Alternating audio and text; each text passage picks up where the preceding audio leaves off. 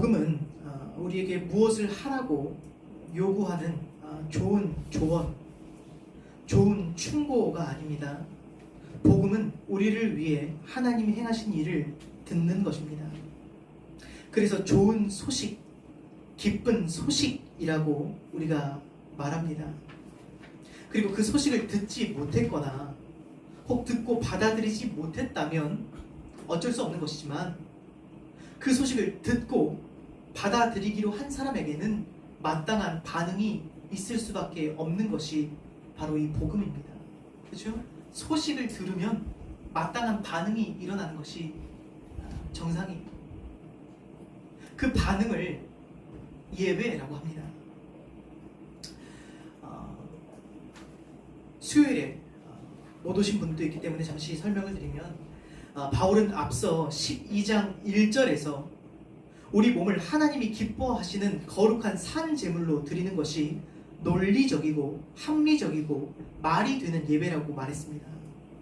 몸을 산 제물로 드린다는 것은 우리의 전인격을, 우리의 삶 전체를 주님께 드린다는 뜻이에요. 이것이 이성적으로 논리적으로 합당한 예배라고 합니다. 왜 그러냐? 그분께서 먼저 자신의 몸을 바쳐서 전부를 걸고 우리를 사랑하셨기 때문이에요. 우리가 그렇게 구원을 받지 않았습니까? 그렇다면 모든 것 주신 그분께 우리 역시도 모든 것을 드리려고 하는 것이, 다 드리지 못하더라도 드리려고 하는 것이 마땅한 반응이라는 거예요. 바울은 그것을 예배가 아니겠냐고 말하는 것입니다. 그래서 우리 자신을 하나님이 기뻐하시는 거룩한 산 제물로 드리기 위해서 바울이 가장 먼저 요구했던 것은 무엇입니까? 분별력이에요. 우리 몸을 산 제물로 드려야 되는데 어떻게 드리냐? 마음을 새롭게 함으로 변화를 받아 하나님의 선하시고 기뻐하시고 온전하신 뜻이 무엇인지 분별하라 라고 먼저 말해요. 그러니까 우리 몸을 드릴 때 하나님이 기뻐하시고 선하시고 온전한 뜻이 무엇인지 분별해야 우리 몸을 그렇게 드릴 거 아니겠습니까? 그래서 먼저 바울은 분별하라고 말합니다. 그리고 좀 더 구체적으로 바울은 이렇게 가이드라인을 줍니다. 우리 몸을 드리는 첫 번째 방법은 무엇이냐? 공동체에 헌신하는 거예요. 우리 각자에게 주신 은사와 분량이 있어요. 분수껏 하지만 최선을 다해서 이 교회, 몸된 공동체를 섬기라. 이것이 첫 번째 우리 몸을 산제물로 드리는 방법이었어요. 여기까지 우리가 수요일날 살펴본 내용입니다. 그러나 우리 삶을 드리는 예배는 거기에서 끝나지 않습니다. 사실상 우리는 교회 안에서보다 교회 밖에서 더 많은 시간을 보내요. 그럼 우리가 교회 안에서만 예배를 드린다면 우리는 삶 전체를 주님께 드린 것이 아니라 지극히 일부만 하나님께 드리게 되는 거예요. 물론 지극히 일부인 이 예배조차도 사람들이 드리기를 힘들어해요. 일부를 드리는 것도. 그러나 분명한 것은 예배는 전체를 드리는 것이고, 우리의 삶을 다 드리지 않는 것은 합당한 예배가 아니라고 바울은 얘기하는 거예요. 사실상 오늘날 교회가 지탄을 받는 내용 중에 하나는 성도가 교회의 안팎의 모습이 너무나 다르다는 데 있습니다. 왜 우리 드라마 같은데 요즘에 특히 자주 풍자가 되죠. 영화나 드라마에서 교회를 풍자할 때 주로 어떤 모습을 가장 많이 그리냐? 예배당 안에서는 열정적으로 예배드리고, 그 말투도 교회 다니는 말투를 써요. 뭐 형제님, 자매님, 신사적인 말투. 근데 그 영화에서 보면 그 사람이 교회에 나가게 되면 어떻게 되죠? 더 세상적이고, 더 표독스럽고, 더 이기적이고. 그러니까 대중들이 그것을 보고 교회 다니는 사람들이 더 나빠라고 말할 수밖에 없는 이유가 뭐냐? 그것이 위선적이기 때문에. 이중적이기, 그러니까 차라리 척을 말든가, 그 안에서 거룩한 척을 말든가. 예배당 안에서는 거룩한 척하고 거룩한 말도 쓰고 교회 다닌다고 하나님 이름을 들먹이는데 세상과 다를 바 없는, 세상보다 더 세상과 같은 모습으로 살기 때문에.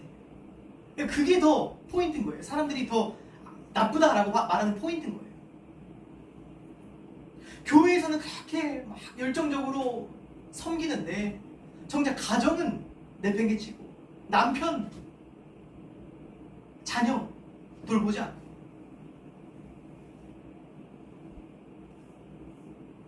그러니까 그 교회 안팎의 모습이 다를 때 대중들에게는 혐오감을 불러일으켜요.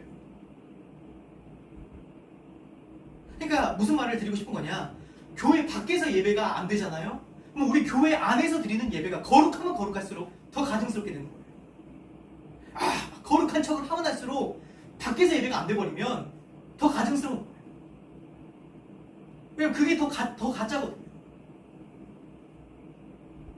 오히려 하나님의 영광을 더 가리게 돼버리는 효과를 불러일으킨다는 거예요. 그래서 오늘 우리가 나눌 예배는 이런 것입니다. 이제는 정말 우리가 예배를 확장할 때가 됐어요. 이 교회 안에서 드리는 예배로 멈출 것이 아니라 이거 하나도 드리기에 전전긍긍한 것이 아니라 이것도 드리기 힘들다고 말하는 것이 아니라 이제는 오히려 지금 예배를 확장할 때예요.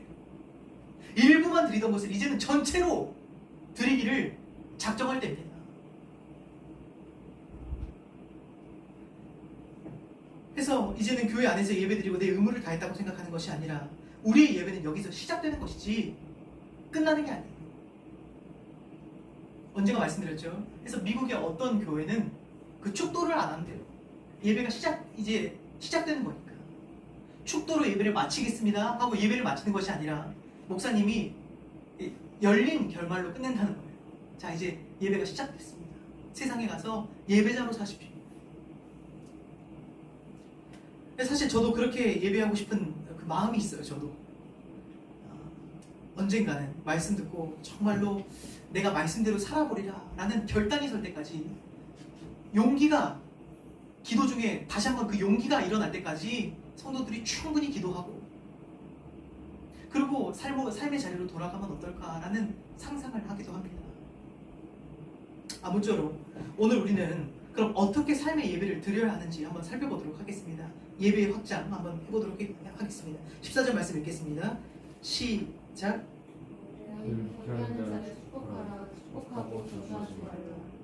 아멘. 예수님도 이와 비슷한 말씀을 하신 적이 있습니다. 누가복음 6장 27절 28절 말씀에 보면 이렇게 얘기합니다. 그러나 너희 듣는 자에게 내가 이르노니 너희 원수를 사랑하며 너희를 미워하는 자를 선대하며 너희를 저주하는 자를 위하여 축복하며 너희를 모욕하는 자를 위하여 기도하라. 너희를 박해하는 자라고 하면 오늘날 우리 입장에서 생각할 때 우리는 박해하는 자가 없는데? 라고 생각할 수도 있어요. 우리가 박해를 받나? 근데 이것은 우리를 호의적으로 대하는 사람들이 아니라 그렇지 않은 적대적인 사람들을 우리가 어떻게 대할 것인가 라는 문제예요. 왜냐하면 주님이 요구하시는 이웃사랑 안에는 형제사랑 플러스 원수사랑이 포함되어 있어요. 그러면 형제, 그러니까 나를 호의적으로 대하는 형제들을 사랑하는 것을 넘어서 나를 호의적으로 대하지 않는 사람들, 원수를 사랑하는 것까지 우리가 나아가야 되는 거예요. 우리가 일상을 살아가면서 모든 사람이 우리에게 호의적이지는 않습니다. 그럴 수가 없어요. 우리를 이유 없이 미워하고 배척하고 선대해주지 않고 인정해주지 않고 함부로 대하고 불친절하고 억울하게 만들고 말을 예쁘게 해주지 않고 그러한 사람들이 사실 우리가 일상을 살면서 얼마나 많습니까? 그러한 사람들에게 우리가 억울한 일 당했을 때 저주하지 말고 축복하래요. 사실상 우리 삶의 곳곳에 그 이미 박해가 있는데도 불구하고 우리가 그것을 발견하지 못하는 이유가 있어요. 뭐냐면 박해를 우리가 성경이 말하는 박해를 굉장히 높은 수준을 생각해요. 그렇죠? 뭐 예수님 믿다가 감옥 보내고 예수님 믿는다고 감옥 보내고 채찍질하고 그게 박해라고 생각하기 때문에 나는 예수 믿어도 별로 박해가 없는데 라고 생각할 수 있지만 그런 것만이 꼭 박해가 아닌 것 같아요. 예를 들어 어디 갔는데 직원이 굉장히 불친절할 때가 있잖아요. 내가 손님인데 그래도 이렇게까지 불친절할 건 아닌데 굉장히 불친절한 사람들이 있어요. 제가 요즘에 편의점 가서 많이 느낍니다. 카운터에서 일하시는 분들이 인사하는커녕 제 인사를 받아주지 않을 때도 있어요. 그냥 에어팟 꽂고 카운터에 앉아서 키오스크처럼 그냥 눈도 안 쳐다봐 줍니다. 띡띡띡. 그리고 그냥 자리에 앉아서 다시 핸드폰을 해요. 저는 안녕히 계세요 하고 제가 인사하고 나옵니다.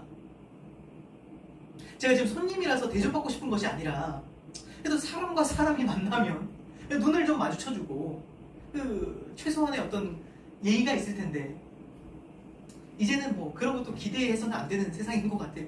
뭐 기대하면 안 될 것 같아요. 그런 건데 아무쪼록 이처럼 불친절한 직원들을 만났을 때 이유 없이 누군가 나에게 화를 내거나 비난할 때 우리가 그러한 순간을 박해로 여기지 않기 때문에 그냥 맞대응해버려요. 이게 사실 우리가 신앙인으로서 이것이 신앙의 박해다라고 하면 뭔가 해볼 거예요. 근데 이거 박해라고 여기지 않기 때문에 어떻게 하냐? 그냥 맞대응을 해버려요. 거기에 대해서. 근데 이러한 모든 순간들이 넓은 의미에서 박해일 수 있다는 사실입니다. 이러한 순간이야말로 우리가 신앙을 살아낼 수 있는 기회예요. 예수님을 흉내라도 내볼 수 있는 기회예요. 기회. 내 신앙의 실력이 드러나는 구간입니다. 나를 선대하지 않는 자 사실 곳곳에 얼마나 많은지. 그러나 우리가 그것을 박해로 여기지 않기 때문에 기회로 여기지 않기 때문에 즉각적인 응징에 들어간다는 거예요. 그렇죠? 직원에게 나도 인사 절대 안 할 거야. 나도 기분 나쁜 티를 낼 거야. 기어이 가서 그 직원에게 한마디 해야 직성이 풀리시는 분들도 있어요. 오케이, 네가 먼저 그렇게 나왔어. 네가 먼저 그렇게 나왔으니까 나도 그렇게 할 거야. 눈에는 눈, 이에는 이로 나가는 거예요. 근데 우리가 그리스도인으로서 이제 정말 그러한 태도는 버려야 돼요. 왜냐하면 그러한 모든 것들이 믿는 자에게는 크고 작은 박해이기 때문이에요. 사실 그러한 것들을 박해로 여기지 않고 다 내 마음대로 해버리면 우리가 어느 지점에서 우리가 신앙을 살아내겠습니까? 나를 선대하지 않는 자들을 만났을 때 우리가 어떻게 대할 것인가? 이게 신앙의 실력이에요. 근데 이러한 것들은 다 그냥 내 직성대로 해버리고 성질대로 풀어버리고 교회 와서 예배를 드린다면 그것은 우리 삶이 점점 가증스러워지는 거예요. 불친절한 직원들에게 불평하지 않는 차원이 아니라 오히려 내가 더 친절을 베풀 수 있어야 되는 거예요. 그래서 무슨 일이 있어도 저도 편의점 가서 인사 안 해도 저 인사하고 나옵니다. 사실 말이 쉽죠, 그죠? 우리가 저주하지 않는 것도 참 어려운 일인데 축복하라는 것은 얼마나 어렵습니까? 불친절한 이들에게 아무 말 안 하는 것까지는 우리가 할 수 있어요. 근데 그들에게 친절을 베풀려고 하는 것은 사실 얼마나 어려운 요구예요. 실질적으로.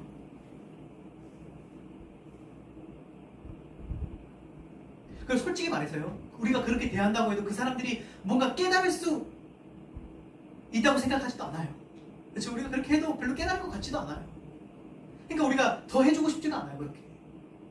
그런데 우리가 그러한 사람들에게도 친절과 축복과 선의를 베푸는 것은 그것이 어떤 성공적인 결과를 만들어낼 수 있다고 믿어서 그런 것이 아니라 그것이 주님 뜻이기 때문에, 그것이 예배이기 때문에 하는 거예요. 이것은 사실상 정말로 사람들에게 어려운 일입니다. 오직 그리스도인에게만 가능한 일일지도 몰라요.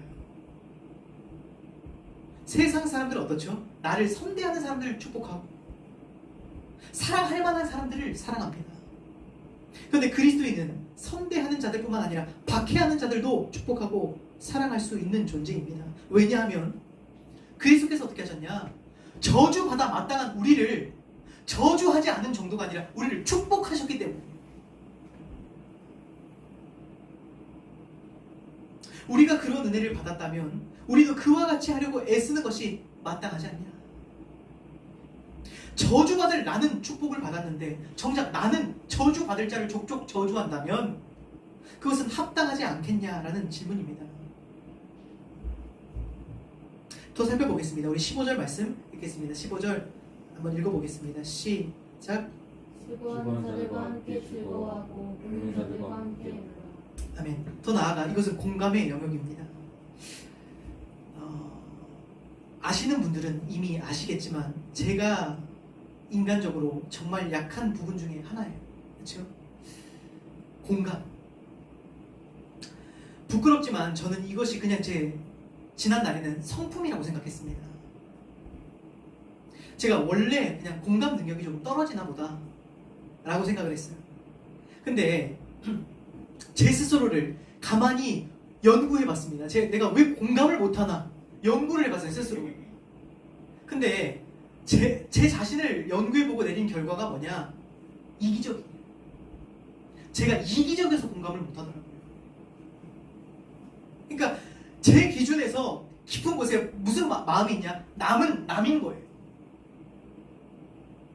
내 이웃을 내 몸과 같이 생각하지 못하기 때문에 저 깊은 곳에서는 이런 마음이 있는 거예요. 그게 나와 무슨 상관인가? 그러한 이기적인 마음이 공감을 막더라고요. 제 안에서.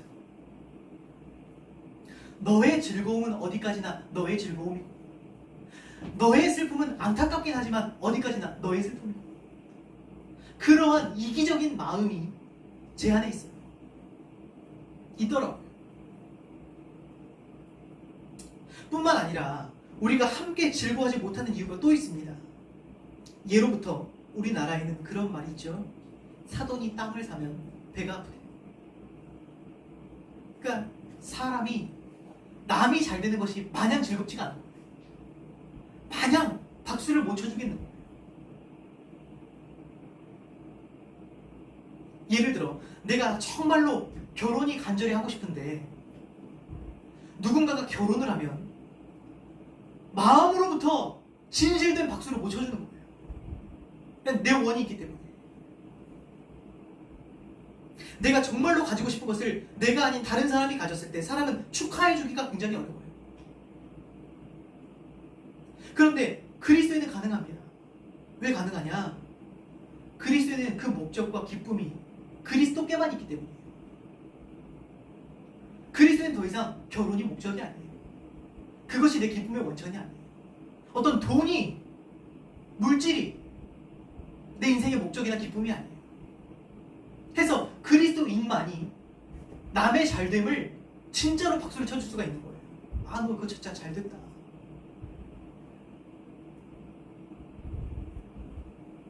그래서 이웃의 즐거움을 진정으로 즐거워해 준다는 것은요, 진짜 예배예요.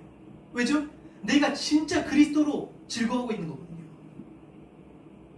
나는 그리스도로 만족하기 때문에 너의 잘됨을 박수를 쳐줄 수가 있는 거예요. 아, 진짜 잘됐다.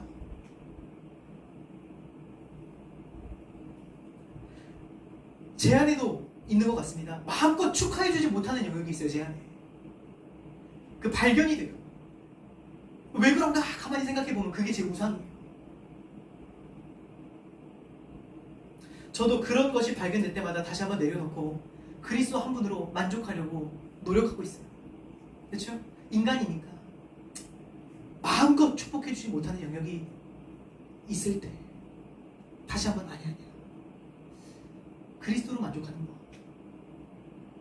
다시 한번 배워가고 있습니다. 어떤 책에서 이렇게 말하더라고요. 사랑은 사람들이 필요로 하는 것이 무엇이든 행하는 것이래요. 사람들이 필요로 하는 것이 무엇이건 행하는 것. 그런데 생각보다 많은 사람들이 제가 느끼는 바 그 공감을 필요로 하더라고요. 심지어는 저도 그 공감을 해주지 못하는 저도 공감받고 싶을 때가 있더라고요. 그럼 어떻게 하겠습니까? 내 이웃이 그것이 진짜 필요하다면 해주는 거예요. 진짜 공감이 필요하다, 공감해주라는 거예요. 나는 원래 공감을 잘 못하는 사람이야 라고 나를 주장하지 말고 오히려 그걸 주장하는 순간 공감 못해줘요.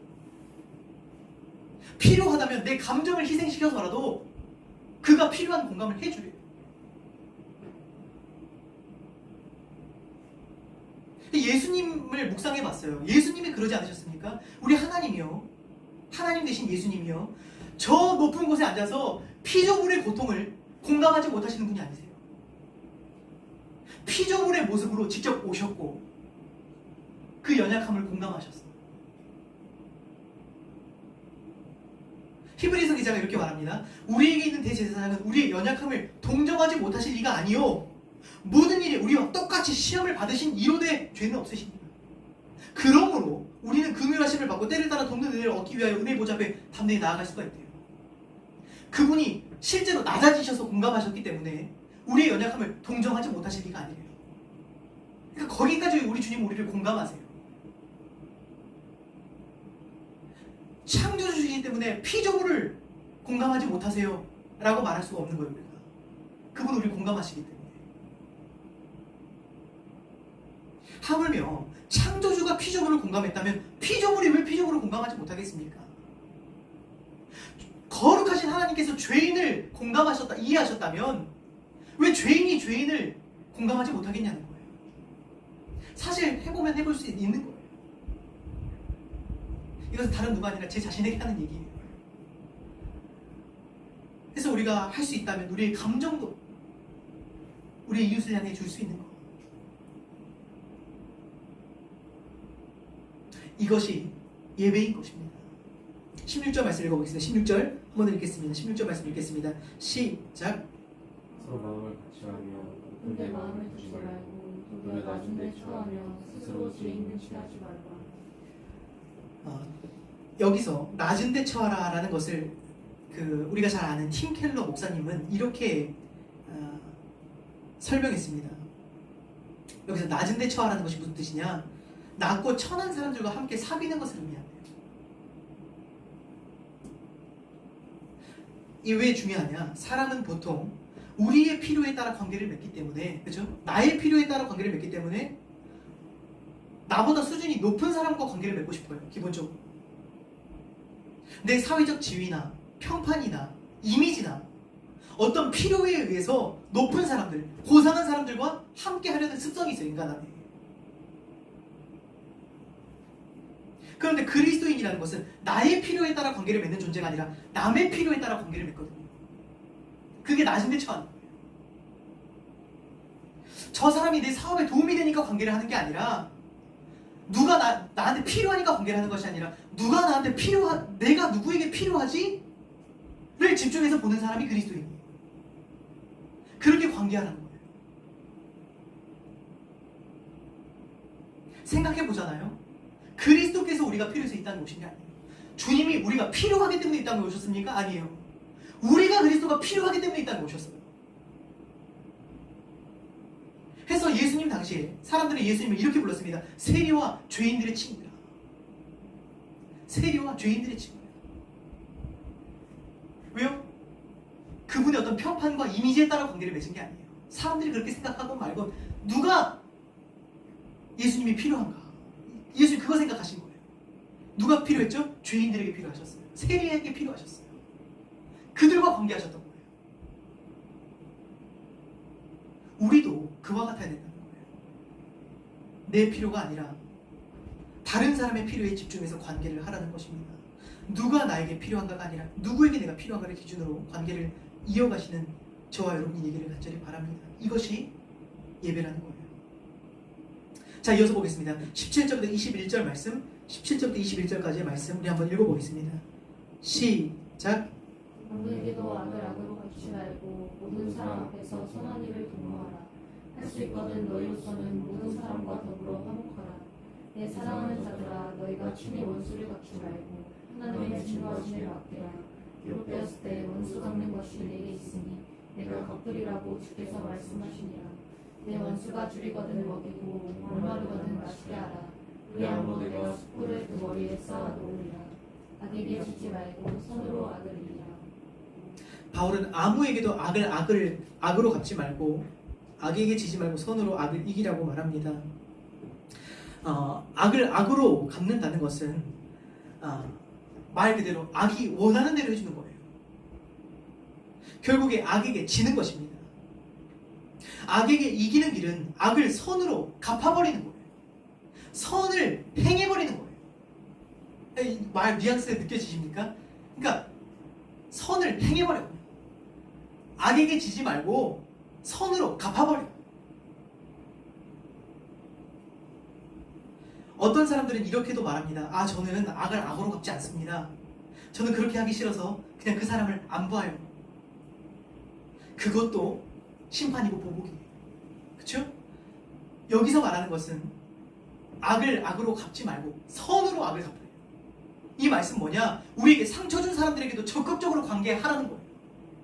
그냥 그 사람을 안 보고 넘어가는 정도가 아니라, 내가 복수 안 하고 넘어가는 정도가 아니라 적극적으로 그 사람과 관계하라. 거기까지 나아가라는 거예요. 할 수 있거든 너희로서는 모든 사람과 더불어 화목하라 라고 말합니다. 근데 이 할 수 있거든이 포인트예요. 물론 간혹 할 수 없는 상황도 있다는 거예요. 할 수 있거든. 가능하다면 모든 사람과 화목하라. 근데 간혹 그게 가능하지 않을 때가 있어요. 예를 들어서 내가 그 사람을 상대해주는 것이 오히려 그 사람에게 더 죄짓게 만드는 경우, 피할 수도 있어요. 피하는 것이 더 좋을 때도 있습니다. 하지만 가능하다면 너희로서는 모든 사람과 더불어 화목하라 라고 말합니다. 19절에 보면 내 사랑하는 자들아 너희가 친히 원수를 갚지 말라 라고 말해요. 내 사랑하는 자들아, 바울이 왜 이렇게 불렀을까 제가 묵상을 했어요. 왜 갑자기 사랑하는 자들아? 근데 이런 것 같습니다. 사실상 이 땅에는 말할 수 없는 상처와 말할 수 없는 불의를 경험한 사람들이 있잖아요. 근데 사실 그 사람들에게 너 원수 갚지 말고 그 사람을 선대해라 라고 말하는 것은, 그 복수심에 불타는 사람에게 원수를 갚지 말라는 것은 사실 굉장히 그 사람 입장에서 받아들이기가 어려운 이야기예요. 힘든 이야기예요. 그렇죠? 그래서 바울은 어려운 말이라는 걸 알기 때문에 타이르는 듯이 얘기하는 것 같아요. 사랑하는 자요. 사랑하는 자요. 내가 사랑하기 때문에 말하는 거야. 네 손으로 원수 갚지 마. 왜 사랑하는 자들에게 원수를 갚지 말라고 하냐? 무엇보다도 우리가 직접 원수를 갚으면 우리에게 손해가 있기 때문이에요.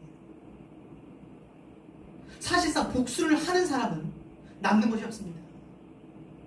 복수하면 할수록 화가 풀릴 거라고 생각하십니까? 아니에요. 복수를 하잖아요. 안에 화가 더 쌓여요. 그래서 받은 대로 갚아주면 사람이 풀리는 게 아니에요. 받은 것에 배나 갚아줘야 직성이 풀리는 게 인간이에요.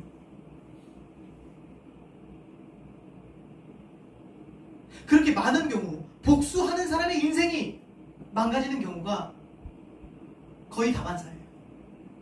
복수하면서 내 인생 다 허비하고 피폐해지고 망가져버려요. 그리고 무엇보다 이것은 악이 원하는 바대로 해주는 거예요. 그렇죠? 악이, 이 악 자체가 나에게 원하는 바예요. 악을 악으로 갚으면 네 인생 망가져. 그럼 우리가 악을 악으로 갚잖아요. 그 악이 원하는 대로 해주는 거예요. 그것을 누구보다 잘 아시는 주님께서 사랑으로 권면하실 것입니다. 원수는 내가 갚을게. 내가 갚을게. 거기에 너의 아까운 인생을 허비하지 말라. 사랑하기도 바쁘다. 뿐만 아니라 복수는 원래부터 여호와께 속한 것입니다. 우리가 복수를 한다는 것은 하나님의 주권을 월권하는 행위예요. 따라서 우리는 하나님께 굴복하여 모든 사적인 복수를 단념해야 되는 겁니다. 이것이 예배라는 것입니다. 하나님만이 감정의 영향을 받지 않고 정말 공평하게 심판하실 수 있는 분이세요. 복수하실 수 있는 분이세요. 우리는 이것을 인정하고 신뢰해드려야 되는 것입니다. 예수님이 이런 우리들의 모범이지 않나 싶습니다. 예수님께서 어떻게 하셨냐? 욕을 당하시되, 베드로전서 말씀입니다. 욕을 당하시되 맞대어 욕하지 아니하시고 고난을 당하시되 위협하지 아니하시고 오직 공의로 심판하시는 이에게 부탁하십니다. 그렇게 하셨대요, 우리 주님.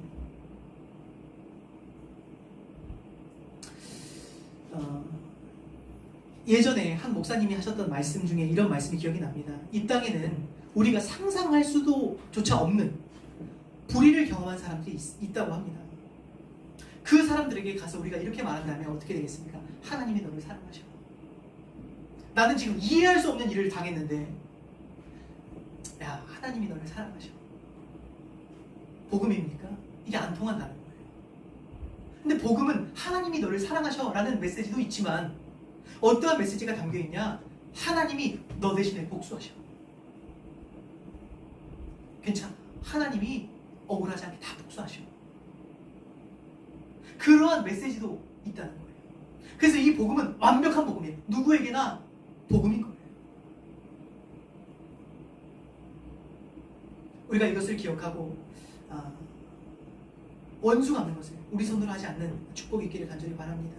우리 마지막으로 1절부터 7절 13장이죠. 1절부터 7절 말씀 한번 읽어보겠습니다. 13장 1절부터 7절 말씀 읽겠습니다. 시작. 사랑은 위에 있는 것들에게 복종하라. 그것은 하나님으로부터 나지 않는 게 없나니 모든 것은 다 하나님께서 정하신 거라. 그러므로 권세를 거스르는 자는 하나님의 명을 거스르니 거스르는 자들은 심판을 자취하리라. 다스리는 자들은 선한 일에 대하여 두려움이 되지 않고 악한 일에 대하여 대하니 내가 권세를 두려워하지 아니하려느냐. 선을 행하라. 그리하면 내게 칭찬을 받으리라. 그는 하나님의 사역자가 되어 내게 선을 베푸는 자니라. 그러나 내가 악을 행하거든 두려워하라. 그가 공연히 칼을 가지지 아니하였으니 곧 하나님의 사역자가 되어 악을 행하는 자에게 진노하심을 따라 보호하는 자니라. 그러므로 걱정하지 아니할 수 없으니 진노 때문에 할 것이 아니라 양심을 따라 할 것이라. 너희가 주세를 바치는 것도 이로 말미암으리라. 그들이 하나님의 일꾼이 되어 바로 이 일에 항상 힘쓰느니라. 모든 자에게 줄 것을 주되 주세를 받을 자에게 주세를 바치고 관세를 받을 자에게 관세를 바치고 두려워할 자를 두려워하며 존경할 자를 존경하라. 아멘. 자, 이제 바울은 예배의 영역을 더욱더 확장합니다. 이제 그 나를 선대하지 않는 자에게 어떻게 할 것인가를 넘어서 이제 한 국가의 시민으로서 이 사회 속에서 어떻게 삶으로 예배할 것인가. 이렇게 말하죠. 각 사람은 위에 있는 권세들에게 복종하라. 그래서 권세는 국가 정부를 의미합니다. 모든 권세는 하나님으로부터 나지 않음이 없다고 이야기하죠. 모든 권세는 다 하나님께서 정하신 바예요. 우리가 국민으로서 투표하기는 하지만 그렇다고 해서 국민이 권세를 정한 것은 아닙니다. 모든 권세의 배후에는 하나님이 정하셨대요. 먼저 이것을 인정하라는 거예요. 그래서 2절에는 이렇게까지 말합니다. 그러므로 권세를 거스르는 자는 하나님의 명을 거스르리래요. 그 권세를 거스르면 하나님을 인정하지 않는 것이다 라는 거예요. 이것이 놀라운 이유는 바울이 살았던 당시 국가는 기독교 국가가 아니었어요.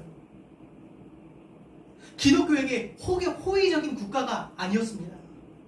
그러한 배경에서 바울이 이러한 말을 했다는 것은 매우 놀라운 부분이에요. 기독교에 호의적이지 않은 정부의 말을 가지고 하나님께서 그 말을 거스르면 나를 거스르는 거야 라고까지 말한다는 것이 참 놀랍습니다. 물론 여기까지 말씀을 드리면 먼저 반감부터 드는 분들도 있으리라 생각이 됩니다. 그리고 이어서 곧바로 극단적인 예를 들어 복종할 수 없는 이유들을 나열하는 분들도 있을 것입니다. 물론 성경에서도 권세에 복종하지 않는 예들이 있습니다. 대표적으로 사도행전에서 복음 전파를 금했을 때 베드로와 사도가 이렇게 대답한 적이 있어요. 사람보다 하나님께 순종하는 것이 마땅하다. 복음 전파하지 마 라고 하니까 아니라 내가 사람보다 하나님께 순종하는 것이 마땅하다 하면서 그 권세를 거절한 적이 있습니다. 이처럼 하나님이 명하신 것을 국가가 하지 말라고 하던가 하나님이 하지 말라고 하신 것을 국가가 하라고 요구한다면 그것에 대해서는 우리가 저항을 해야겠지만, 그래서 바울이 맹목적인 목적이 아니라 오늘 말씀에 의하면 양심을 따라 하라고 말해요. 양심을 따라 복종하라. 그러나 우리의 양심을 거스르는 특별한 경우를 제외하고서는 그리스도인이 국가를 향해 취해야 할 스탠스는 어떤 자세냐? 복종이에요. 하나님께서 국가를 세우시고 국가가 주로 하는 일은 무엇입니까? 여기서 말하는 국가가 주로 하는 일이 뭐냐? 국가 공권력이 사회 질서를 유지하기 위해서 최소한의 악을 징벌하고 선을 포상하는 일을 한다는 거예요. 맞죠? 뭐 예를 들어서 교통질서, 뭐 사법, 그러니까 최소한의 그 악을 징벌하는 일을 국가가 지금 해요. 베드로전서 2장에도 이와 똑같은 말을 합니다. 인간의 모든 제도를 주를 위하여 순종하되 혹은 위에 있는 왕이나 혹은 그가 악행하는 자를 징벌하고 선행하는 자를 포상하기 위하여 보낸 총독에게 그렇게 하래요. 그러니까 기본적으로 국가가 한 일이 뭐냐? 악한 일을 징벌하고 선한 일을 포상한대요. 이것이 기본적으로 국가의 역할입니다. 4절에 보니까 그는 하나님의 사역자가 되어 너에게 선을 베푸는 자니라. 뭐라고까지 얘기하죠? 그 권세가 하나님의 사역자래요. 하나님이 보내신 일꾼들이래요.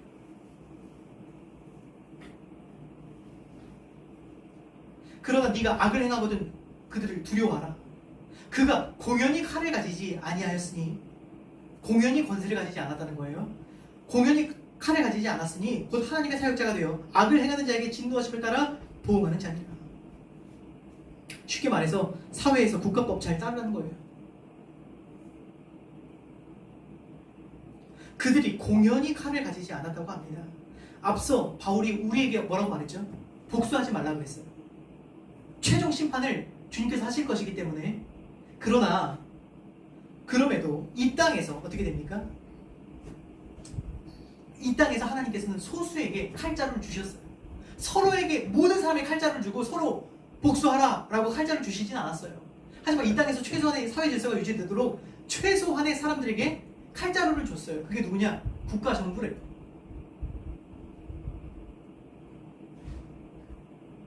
그럼 그 권세 아래서 그들이 일을 할 수 있도록, 국가가 일을 할 수 있도록 국가에 복종하라는 거예요.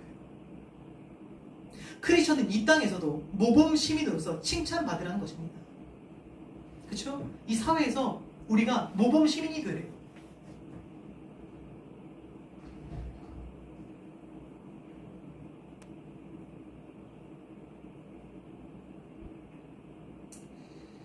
이것이 바로 예배인 것입니다. 그러니까 뭐 그런 예능들 가끔 있잖아요. 옆에서 몰래 이렇게 카메라로 찍었는데 지나가다가 그 법 잘 지키는 사람들한테 갑자기 짜잔 하고 나타나서 그 선물 주고, 아 모범 시민이십니다. 뭐 그런 예전에 뭐 그런 프로그램들도 있었던 것 같아요. 하나님이 우리를 그렇게 몰래 지켜보고 계신다고 생각하시면 될 것 같아요. 특별히 조세 이야기를 합니다. 조세 받을 자에게는 조세 바치고 관세 받을 자에게는 관세를 바치라. 예수님도 이렇게 말씀하셨습니다. 가이사의 것은 가이사에게, 하나님의 것은 하나님에게 바치라.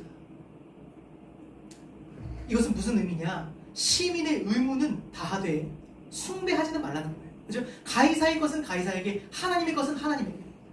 국가의 의무는 의무대로. 하지만 그들을 숭배하지는 말고 하나님께 숭배는 바치고. 오늘날 이러한 국가관이 정말로 한국교회에 중요하다고 저는 생각합니다. 오늘날 교회의 양극단이 있기 때문이에요. 한 극단은 어떤 극단이냐? 교회가 하나님을 핑계로 국가법을 터무시해요. 의무를 이행하지 않고, 특히 내가 지지하지 않는 정부일 때는 전혀 존경하지 않아요. 그 정부를 막 사탄 취급하고 미워하고 대적해요. 또 반대로 내가 지지하는 정부나 정치 세력을요, 존경을 넘어서 숭배하더라고요. 하나님의 이름으로 숭배해요. 이러한 국가관은 옳지 않다는 거예요. 성경은 분명히 말합니다. 두려워할 자를 두려워하며 존경할 자를 존경하라. 마지막 6절, 바울은 그들이 하나님의 일꾼이 되어 바로 이 일에 항상 힘쓴다고 말해요. 그들은 하나님의 일꾼이 되어 항상 이 일에 힘쓰는 자들이라. 앞서 언급했던 팀 켈러 목사님은 이 말씀에서 이러한 뉘앙스를 느낀다고 말합니다. 사실상 그러니까 이들이 하나님의 일꾼이 되어 다스리는 것에 힘쓴다라는 이 뉘앙스에 어떤 뉘앙스가 들어있냐? 사실상 다스리는 일은 매우 어렵다는 거예요. 그럼 우리가 이걸 인정하지 않고 있지 않습니까? 국가 왜 그렇게 다스리냐라고 말하는데, 국가를 다스리는 일 사실 어려운 일이에요. 제가 이 조그만한 교회를 다스리는 것도 굉장히 어려워요. 몇 사람 안 되는데도 어떤 공동체를 다스린다는 것은요 굉장히 어려워요. 하물며 이 국가 공동체를 누군가 다스린다는 것은 굉장히 어려운 일인 건 분명하잖아요. 그럼 그것에 대해서는 인정해주고 존중해주고 존경해주라는 거예요. 이에 따라 그리스도인은 국가에 협력해주고 존중해주고 예의를 갖추는 것이 우리가 할 책임이라는 것입니다. 심지어는 존경할 만한 모습이 보이지 않는다 해도 도저히 내가 생각할 때 존경할 수 없는 부류인데도 불구하고 하나님 때문에 하나님의 허락하신 권위를 존중해야 한다는 뜻입니다. 우리는 국가의 혜택만에 바라지 않아요. 우리는 국가도 섬기는 사람들이에요. 그렇죠? 여러분을 좀 더 크게 생각하시기 바랍니다. 우리는 국가도 섬겨요. 어떻게 섬기냐? 잘 협조하고 복종하고 섬긴다는 것입니다. 이것이 이웃사랑이에요. 정리하면 여러분 이러한 이웃사랑이 예배인 것입니다. 형제도 사랑하고 원수도 사랑하는 것. 내가 지지하는 정부뿐만 아니라 내가 지지하지 않는 정부도 존경하고 복종해 주는 것. 이것이 다 이웃사랑이에요. 이러한 모든 것이 삶의 예배라고 성경은 이야기해주고 있습니다. 우리가 삶의 예배를 쉽게 말해 오기는 했어도 만만치 않은 것은 오늘 이 말씀 들으면서 여러분 어떤 생각하셨습니까? 저는 이 말씀 적으면서 아마 여러분들의 마음을 생각했을 때 야, 참 감정이 말을 안 듣겠구나 라고 생각을 했어요. 그쵸? 이 말 들을 때 아 그렇지 그렇게 해야 되지 아멘 이라고 생각하셨습니까? 아니면 난 못할 것 같은데 안 될 것 같은데 라고 하셨습니까? 아마도 후자인 경우가 많을 거예요. 문제가 뭐죠? 오늘 이 말씀이 우리의 감정이 이걸 원하지는 않아요. 내키지를 않아요. 그래서 애초에 주의 길은 자기를 부인하지 않고 따라갈 수 없는 게 아니었습니까? 나를 선대하지 않는 이에게 친절을 베푸는 일.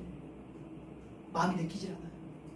나에게 상처 준 사람에게 다가가라는 말씀 내키지가 않아요. 또 본인 나름대로 타당한 이유 때문에 국가에 대한 불신과 불만이 있는 분들도 있어요. 그러한 사람들에게 정부에 협조적으로 하라 하면 인간적인 감정은 그렇게 해주고 싶지가 않아요. 그래서 사실상 오늘날 우리의 삶의 예배는 엉망이 됐어요. 왜? 우리가 그렇게 하고 싶지가 않기 때문에. 삶의 예배가 없는 거예요. 안 되는 거예요, 그게. 그래서 12장 1절에 처음부터 바울이 어떻게 우리에게 호소했냐? 감정에다 호소하지 않았고요. 이성에 호소했어요. 내키면 하라 이게 아니에요. 내키지 않는 일인 걸 잘 안다. 하지만 생각해봐라. 이것이 마땅하지 않냐? 양심을 가지고 한번 생각해보라. 분별해보라. 이것이 아름다운 그림이 아니겠느냐? 그래서 오늘 이미 눈치채셨겠지만 매 요구사항마다 제가 예수님이 우리에게 행하신 일들을 소개했어요. 도저히 내 마음이 내키지 않아도 그분 때문에 우리가 할 수 있는 거예요. 그들이 사랑스러워서가 아니라 하나님이 나를 사랑하신 그 사랑 때문에 내가 순종할 수밖에 없는 거예요. 우리가 아직 원수 되었을 때 결코 사랑스럽지 않은 우리를 위해 아버지의 뜻에 굴복하여 십자가에 달리신 그리스도를 한번 생각해 보시기 바랍니다. 우리가 그런 사랑을 받아놓고서 어찌 우리가 주님 저는 못합니다 라고 하겠습니까? 우리가 그 사랑 진짜 받았다면요, 쉽지 않지만 한번 또 해볼게요 라고 말하는 것이 합당한 반응이 아니겠냐는 거예요. 오늘 또 한번 제가 죽어보겠습니다. 마지막으로 이 말씀을 드리고 마치겠습니다. 제가 언젠가 한 설교에서 들은 기억이 납니다. 오늘 말씀이 우리를 산재물이라고 표현하잖아요. 산재물. 사실 재물이 죽어서 올라가는 이유가 있대요. 물론 여러 가지 이유가 있지만 예를 들어서 그 피 흘림 없이는 죄사함이 없기 때문에 죽어서 재물이 올라가기도 하지만 또 한 가지 재물을 살아서 올리지 않는 이유, 죽여서 올리는 이유가 뭐냐? 제단 위에 올려놓으면 살아있는 양을 올려놓으면 도망쳐서 내려온다는 거예요. 뛰쳐내려온대요. 살아있으면. 이와 같이 우리가 지금 산 재물이기 때문에 재단 위에 올라가지 않고 계속 내려오요. 뛰쳐서 내려. 저 이거 못해요.